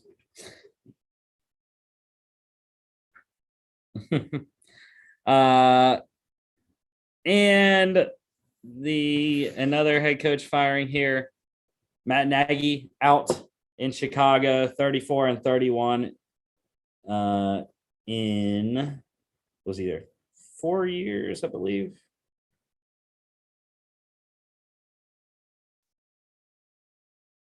Yeah, I believe he was there 4 seasons. Could be wrong, but yeah, 4 years in Chicago, 34-31, 0-2 in the postseason with the double doink in his first year as head coach of the Bears. His best season as well, 12-4 there. he relied heavily on his defense. We do know that. And he just never developed the quarterback position, which, in my opinion, is his downfall, whether that's Trubisky or 1 year of a rookie quarterback going back and forth to who you start. I think the way he handled the media was definitely a demise for him. People have been calling for him to be fired the last 2 seasons, but this season, the way he handled the media, it was a surefire firing, in my opinion. Oh yeah, I don't know. Chicago's a tough. I put Chicago with who you're very familiar with, the Eagles. Your fan base is going to be the hardest on you. Well, yeah, it's one of the most storied franchises in the NFL. It's one of the original franchises. George Halas. So it's a tough place. It's big market. They've never figured out the quarterback position ever. I mean, think about their great Super Bowl winning team. Yeah, I mean, when if you ask who the best quarterback is in Bears history, you get mixed answers. Jay Cutler. Yeah,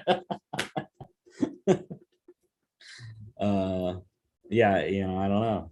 I don't know who it would be, but yeah, Matt Nagy gone, and we'll see who they are going to go get. I think I have a couple names written down that they are going after already. I only have one name so far. That is Bills defensive coordinator Leslie Frazier. Maybe he gets a second head coaching opportunity. He's been a head coach. I know his name's not getting thrown around, and you already said I like him, but why not? Eric. I don't think the Bears would go there hiring an offensive coordinator for Kansas City for the second time in a row.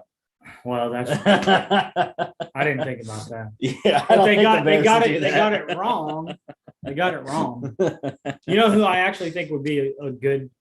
Okay, so let's go away from that. I actually think your guys' former coach would be, and he's got Kansas City ties too, so maybe they don't. But I think Doug would be. Doug Peterson reunites with Nick Foles in Chicago. I think it'd be a good hire for me. For me, if I'm a Bears fan or I'm the GM, I don't want to go after a good DC coordinator. Why not Brian Flores? But to me, Brian Flores' demise was he didn't develop Tua. True. Well, he'll just get Adam Gase as his offense coordinator. Maybe they'll go get Urban. He's a Midwest guy. I'm just kidding. I'm kidding. Jim Harbaugh's out there. Apparently. I think Jim Harbaugh would be a better fit there than Miami. That's just enough jokes. Brian Flores, though, moving on to him. Surprise of the day. Fired 24 and 25 in 3 seasons. Never made the playoffs. Never finished. Never won a division title in 3 years. But just what you said, the record against Mr. Bill Belichick, you still have Joe Judge sitting in his seat in New York, and this guy gets fired. I'm not saying that he is a world beater, but in 3 seasons, and you just came off an 8-game winning streak. Yeah, back-to-back winning seasons. Won 8 of the last 9. The only loss was to the number 1 seed in the AFC playoffs. And yeah. And when was the last time they made the playoffs? 2017, I believe. Ryan Tannehill. Who's the coach? Well, if he's in 3, he came in 18. Yeah. He came in 19. He started 2019. It was I don't remember. Well, but it's been a carousel though. They haven't had any continuity. Nick Saban was there for 2 years. They haven't had Dan. That's why I laughed when they said about possibly getting Jim Harbaugh. I was like, you really want to go the college coach route again after the Nick Saban thing? Even though Stephen Ross wasn't the owner at that time, but I don't think anyways. He might have been. I don't know when he took over the team. But okay, this name's going to come up in later news. But do you think O'Brien has a chance as a head coach anyway? or just an The OC? only place I've heard of him getting an interview so far is Jacksonville. So Would this be a spot though that you think he would be okay in? As much as he messed up the time, it would Texans, be. he still had some good years. I think it would be a similar situation as he was in with the Texans. They have a really good defense, except that Tua's not Deshaun. But he didn't have Deshaun in his first 3 or 4 seasons. He was winning and going to the playoff, winning division titles, going to the playoffs with guys like TJ Yates and Brandon I am Wheaton. not getting on an O'Brien train fan if that sounds like it, but I think this would be a good situation for somebody that has. If I'm looking to hire coaches, I want to see your success as a head coach, coordinator. I don't look anywhere besides those 2 places. Coordinator is the best benchmark to what type of coach you're going to be. Just because I've helped Steven Salaga with one of his presenting papers, and the best known fact to make you a good head coach is what you did as an OC. We see what he does with Bryce Young as a quarterback at Alabama. He had success before Deshaun Watson. The only thing I said is he burned a lot of bridges with his trades down there, though. My gosh. Yeah. And that's what I have heard, though, is that if O'Brien would get another head coaching job, he's got to be an OC. No, he's not. He's not looking for a personnel power in his next head coaching And I spot. think that he would slide into Miami and maybe give him the best shot to be. And that's also what I've heard about Doug Peterson, is that he's not looking for personnel power either. And that's smart.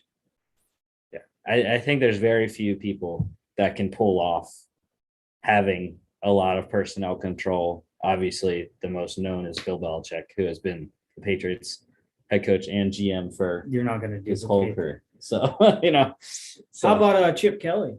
They got a good defense. Let's see how fast their offense can go. That was a dumpster fire. But it was a power struggle in Miami. GM Chris Greer is staying on. Okay. Stephen Ross is retaining Chris Greer, and he apparently won the battle against Brian Flores. So it's going to be Chris Greer and co trying to find their next head coach in Miami, and it's a nice destination to go to. I might even apply, All right. Some coordinator news here. Lions, they fired offense coordinator Anthony Lynn after yesterday's game. Weirdly enough, they scored 37 points. But apparently, I didn't even know this, that he had got stripped of his play calling duties. Dan Campbell, I think, was calling plays now. And I didn't even see that. Yeah, the relationship, I guess, deteriorated. They didn't feel like he was a good fit with Jared Goff. So Anthony Lynn out. Anthony Lynn out as offensive coordinator with the Lions. They're going to try to find a new OC this offseason. Panthers also started their search for their new offensive coordinator. Pretty wide-ranging search so far. First off, Matt Rule's returning. That was the number one thing that Panthers fans wanted to know, is whether they were going to have to look forward to a new head coach or not, which I agree. David Tepper, I don't even know why it was a question of whether he would return. He's only going into his 3rd year, and look what he did in his 3rd year with Temple and with Baylor. That is when they turn it on. I like it. Whether that's when they get a new quarterback, and again, how do you turn it on your 3rd year? You go get Deshaun Watson, and he just blows it up for you. I'm telling you, if they get Deshaun Watson and there is a number 4 walking out on week 1 in Carolina blue, they're going to win games. Tampa Bay doesn't win that division. I'm just going to say it now. But for their offensive coordinator, though, expected to target former Washington head coach Jay Gruden. I don't think he's anywhere right now. Alabama offensive coordinator Bill O'Brien, and Rams offensive coordinator Kevin O'Connell, as well as Texans passing game coordinator, quarterbacks coach Pep Hamilton, who has been offensive coordinator before lastly with the Chargers, I believe was his last offensive coordinator spot with Justin Herbert. So he's done a masterful job. Justin Herbert 2 years ago, Davis Mills this year. So is anyone looking at Bengals offensive coordinator? I don't even know who that is. And I don't know if it's because the guy. Yeah, I mean Zach Taylor calls the plays. Is he calling the plays? I would think so. Yeah. It still would. Maybe he becomes a passing game. Oh, Bill Lazor, I think it is. I think that's who their offensive coordinator is. After watching some of their games, I'll be making some phone calls. How much have you learned from Zach Taylor? Yeah, it's crazy. You know, Zach Taylor was on the hot seat and going into the season, you know, a little bit, even only after 1 year. I know. So, all right. So I already said this, but Michigan head coach Jim Harbaugh, apparently NFL is garnering interest in him. I mean, he was very successful with the 49ers. That's, you know, what else can you say? I'm surprised he was still with the Michigan Wolverines this year, but it didn't matter, and he won the Big Ten, and he's a Michigan alum. Got it done. So maybe he doesn't leave, but he would be a good hire. It's not one of those just coaches hire. He's already been at this level, played at this level for years. Won a conference championship. All right. The Jags, they're planning to interview Packers offensive coordinator Nathaniel Hackett during Packers bye week this week. I already mentioned all the Broncos guys and the Bears person that those two teams are interviewing. All right, GM news here. I already said Vikings fired GM Rick Spielman. I've seen him talk a couple times at some conferences. Pretty good guy. His issue, though, was always that he would draft too many defensive backs. I remember him speaking at a conference, and he joked that his wife told him before the one draft a couple years ago that if you draft another first-round corner, you're not allowed to come home. Which the NFL is it's pass happy, but you got to get some front rush to help your cornerbacks. Yeah. So his track record kind of deteriorated as the years went on in Minnesota. But pretty good run there for the Vikings. GM Ryan Pace also out with the Bears, much maligned, trading up one spot. The only draft that I've been to in person, Philadelphia in 2018, trading one spot up to pick Mitchell Trubisky.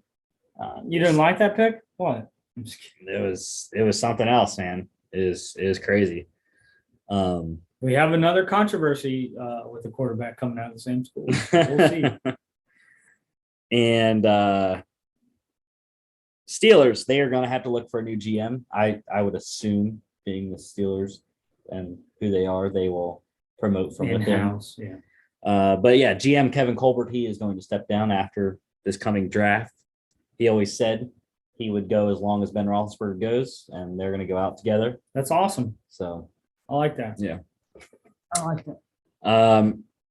Funny thing with the Giants, I already said Joe Judd is retained for this coming season. Giants GM Dave Gettleman, he retired today, and I will put that in air quotes for ever. I will tell you, there is no source, but I can almost assuredly tell you that he retired because he knew they were going to fire him. So whether that's a forced retirement or not, my law school peers, you can debate that. But anyways, Dave Gettleman finally out. And I would say the Giants fans are finally free. But like I said, you do still have Joe Judge coaching your team. So it is what it is. They did announce their first interview for the Giants GM job. It is Bill's assistant GM, Joe Schoen, or Scone. I'm not sure how you say his last name, but Joe Schoen is what is who the Giants are their first interview for their GM job.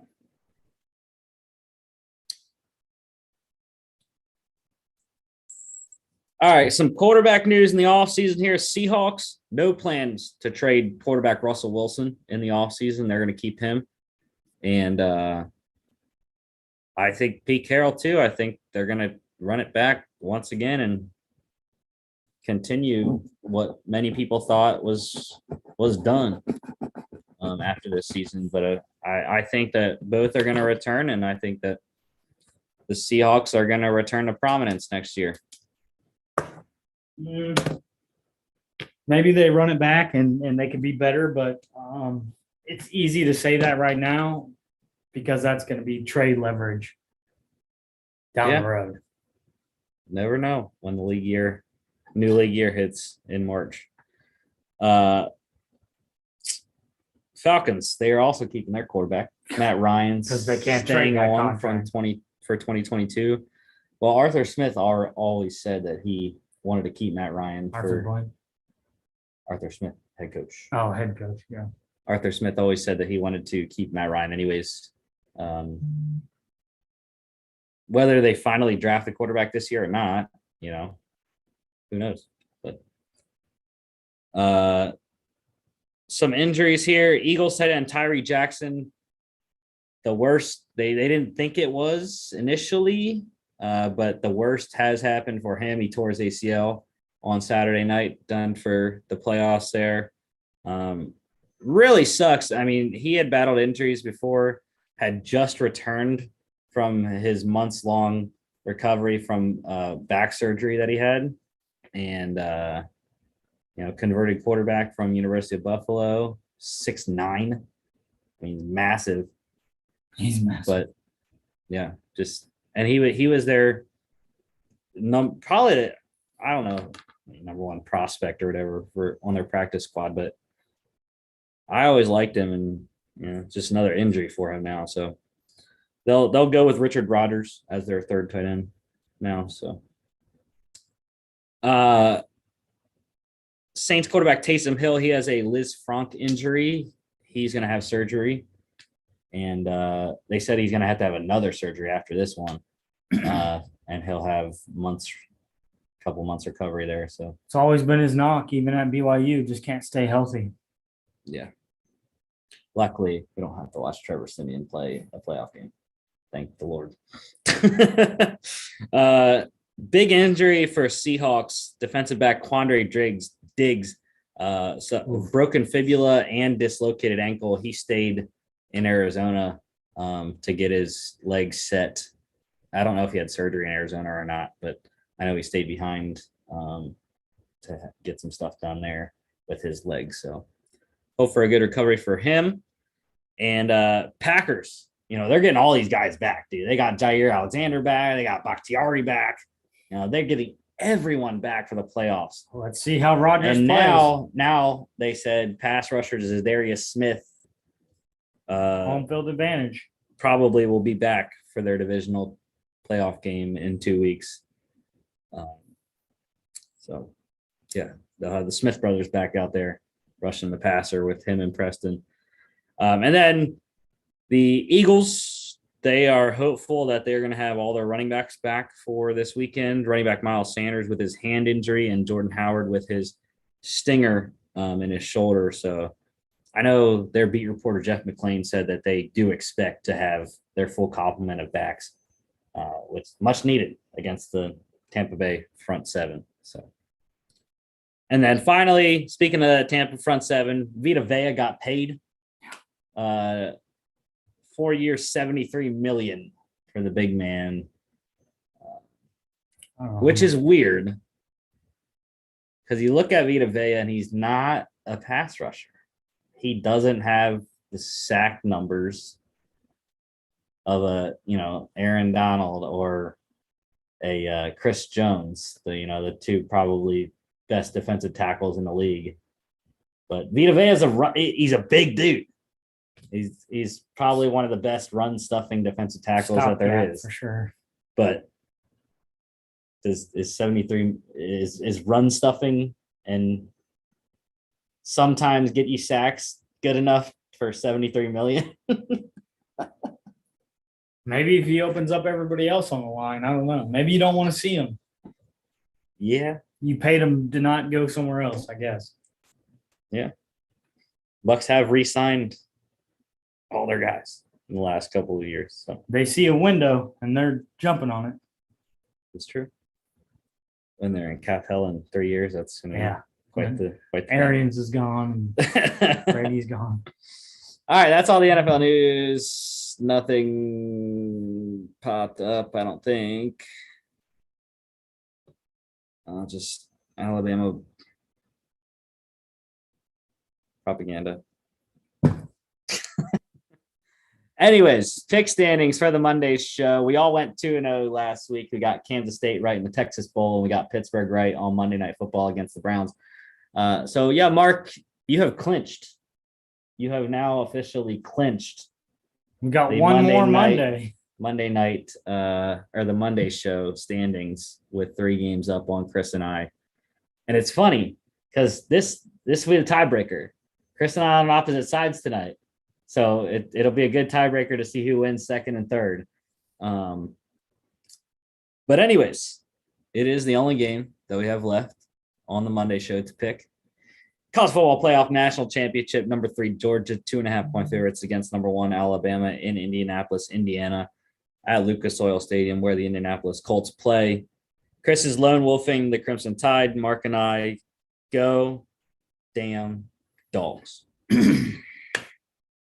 Look, y'all, it is time to reverse curses. It's time to end droughts. Let's go, dogs! It has been 41 years in the making. I have not been a dog fan my entire life, like a lot of my friends. But going here for 2 years and becoming an integrated dog fan. You spent money at this institution. It's been quite the ride. We were in the national championship the year before I graduated undergrad and the year before I knew I was coming here. So that was crazy. And to be against the same team 5 years later, or 4 years later, it was a 2017 season, right? In 2018 college football playoff. Yeah. So to be against the same team 4 years later, and to play the same team 2 times in 3 games. I have outstanding story. I have taken so much heat for picking other teams and poking at Kirby about doing this and that. Kirby ran to the end of the sideline next to a state trooper. It was talked about, and he said, I don't want a Gatorade bath for this game because I don't want to win semifinals at Georgia. I want to win national championships. Mm-hmm. Stetson Bennett taking all the heat. I have to be on record to say that I picked other teams because of the quarterback position. But the way that this team is carrying themselves, the way that they are deflecting all the outside noise, I look at it as this is the team, and this is the culture to flip the script since 1980. And that's why I'm rolling with them. And if we lose tonight, because I missed one Monday night pick, that's fine, because I think this team is also the team that's going to wake up on Tuesday, win, lose, or draw. They're going to say, all right, next year, the same goal. It doesn't change. It's no longer, we got to break the history for all the fans. The culture that we've created is we're going to be national championships every year or we don't meet our goals. And that's what I really like. It's no longer, for a minute, it was let's have the nice facility. Let's have the best recruiting class. Now it's, okay, we've laid the foundation. Now let's start producing champions. And this is the night that it starts. And let me tell you, Athens is going to go be lit on fire tonight. We're burning down the city tonight. I will be downtown trying to not burn down the seat. Don't go to jail. But yeah, it's like Steve Young, when he finally won the Super Bowl, take the monkey off his back. I feel like there will be many things that Kirby's going to have that moment tonight. And the thing is, if they don't do it, the season's nothing. It's a lost season. It's not good enough. One loss or two losses, and it's not good enough. They didn't win it. We didn't win the national championship. So there will be tears shed. There will be, a lot of emotions in 4 hours. But go damn dogs, like I've been saying every single game this year, and it's only hasn't worked in one. So the defense should play outstanding again, and I think that the secondary. I shouldn't even say a secondary. I don't think the secondary is going to have to win the game for them. I think that they're going to come in, and the front seven is going to take it upon themselves to get after Bryce Young like they didn't do in the SEC Championship game, and they're going to have to. And again, I'm fine with exactly how Jameson Williams played against Cincinnati. I'm fine. If you're going to give up 4 catches for 71 yards or 6 catches for 71 yards against Jameson Williams, that's fine. Give him that. That's okay stat line in my book to have against Jameson Williams. But you cannot let the other guys beat you. You can't let Brian Robinson beat you in the run game. You cannot let Slade Bolden beat you in the slot. And they also, I forget that freshman receiver that they have. I think there's this revenge game thing. I'm not talking about player wise. I think it's our coordinators from Dan Lanning to Muschamp to Schumann, I think is the defensive coordinator. I might be wrong on the name. They're looking at it as, man, we're known for defense. It's this game. We're going to show people that we still have a really good defense after what they did to us. And that's going to put our offense in position to win this game, unlike just playing catch-up constantly in the SEC Championship. Have to run the ball. Zamir White and that offensive line has to take it upon themselves to make yards. And for me, you're in Indianapolis, right? What better way to stand in front of your players and go, Indianapolis 500 is raced here, and tonight we got to keep our foot on the gas. And for me, you can't go to the red zone and settle for a field goal. You're not going to beat Alabama by giving them a touchdown and you a field goal. Mm-hmm. Then a touchdown, they get a touchdown. Then you get a field goal, they get a touchdown. When you get into scoring position, we need 6-7 points at a time. If anybody that wants to send this to Kirby, he knows that, but just reiterate it. 7 points when we get in the red zone, please. 7 points. And if we're watching a game and we're getting points in the red zone, I think we're winning this. The minute that we trade a touchdown for a field goal is when I go, it's really hard to come back against Alabama teams. Yeah, I have Georgia money line and the under 52.5. Those are my wagers. Anyways, this is at 8 p.m. on ESPN in 4 hours. Just want to say back to some news that I saw here. Going away from this game a little bit for the end of the show.